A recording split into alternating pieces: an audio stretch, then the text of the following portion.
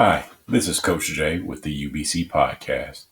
The goal is to provide key information to the basketball community in informative series of 10 to 15 minute sessions. Please like and subscribe to the page to stay updated. This is the Basketball is Broken series, Volume 1, Episode 3. I want to start this episode off by asking a simple question. When was the last time you saw a kid playing basketball that you felt truly loved the game? I learned the game of basketball not by training, but by practical application. Hooping any chance I got. I hooped against kids in my age group, older kids, grown men. Anywhere I can get a run in, I would get a run in.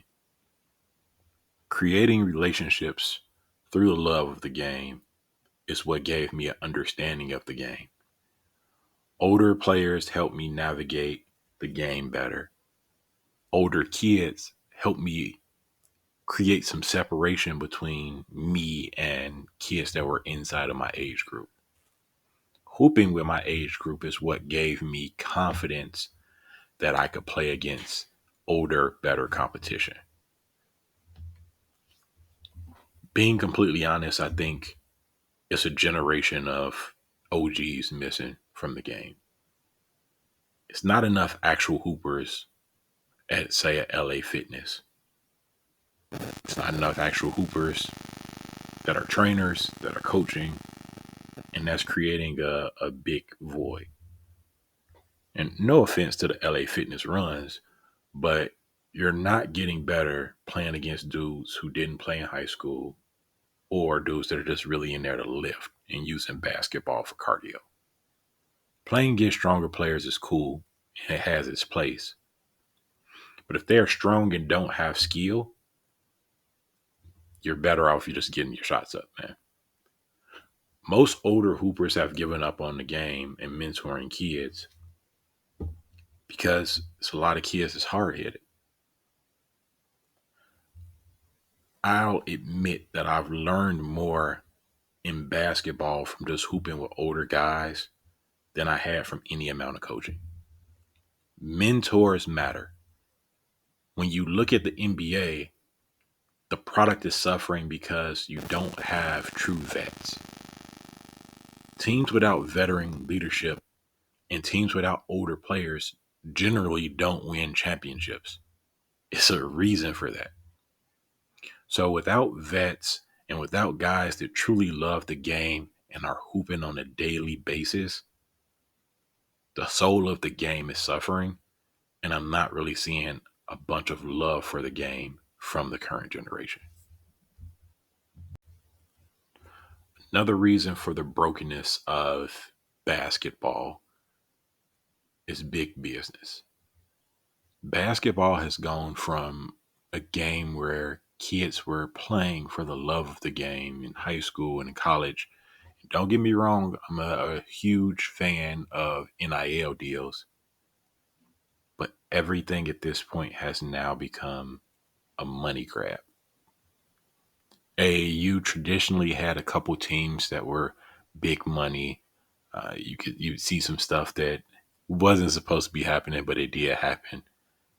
But now everything is just money, money, money. Let me grow my program. I'm not really, helping these kids get better. I just have access to a gym and I have 3,000 kids. 2 of them went to college. None of them go to the league. And I've collected money for the past 15 years. It's a business. And in that business, trust is broken, love is lost, and business practices happen. Right now, it's truly a quantity over quality game. It's I have the most kids, I have the most pool, I have the most resources. I'm playing in these circuits. You can't go anywhere else and play unless you come and play for me. And that is severely degrading the quality of basketball players. by just focusing strictly on quantity. I'm a businessman by day, right? I really, truly love business. Feel like it's a great business to make money as far as basketball, but it's too many guys that are in it for solely the business side of things. You should be in the game for the love of the game. My love of the game allows me to train. It's allowed me to coach. I'm giving back to the game and I'm getting paid based off of love, not based off of money. Because honestly, if I charged the rates that I was worth, I would make a lot more money. And I'm not hating on anybody that's making a ton of money doing this. I just want you to make sure that what you're pulling in, these kids are getting a good return on investment. Let's take the business side out of things and really look at the fact that you're playing with people's futures. And that's why a lot of the trust is gone, because these parents are trusting what these coaches are saying. These parents are trusting these trainers to get their kids better. In all honesty, the business is just booming and the players aren't getting better. Stop selling dreams,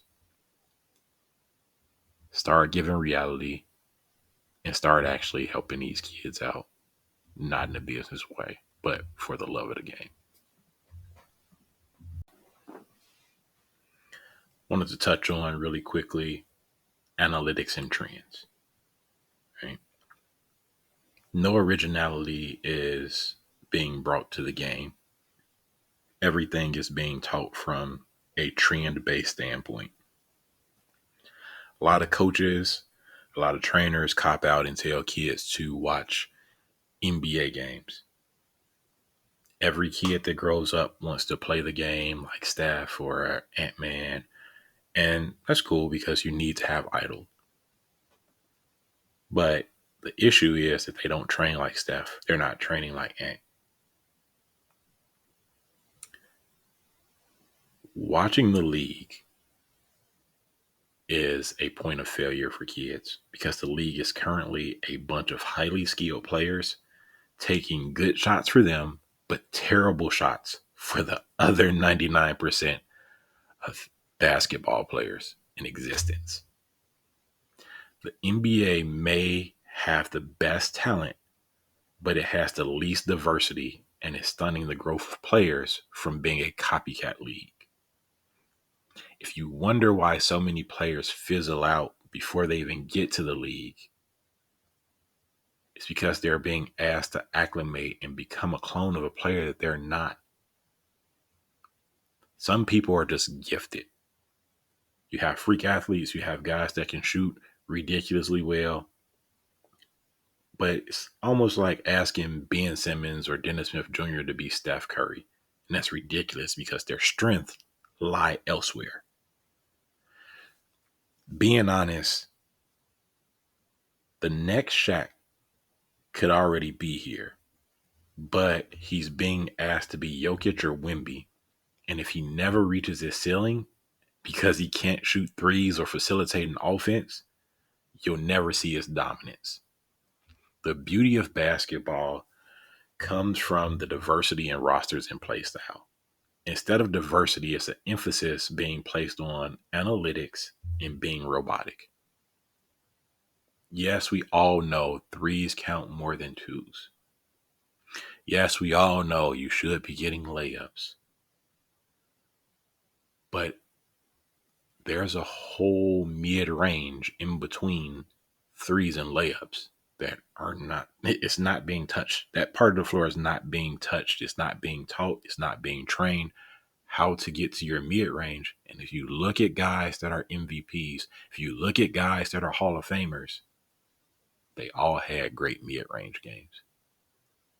So instead of just relying on analytics and relying on the genius that is currently the NBA, let's take a look at what is logical. Look at the greatest scorers. If you just take out Hall of Famers, look at the greatest scorers to ever don the floor of the NBA. They are Hall of Famers, but they're also guys that had deadly mid-range games. Stop trusting analytics. Stop following trends. Be you. Create a trend. Do something different. Be better. Let's make this game wonderful.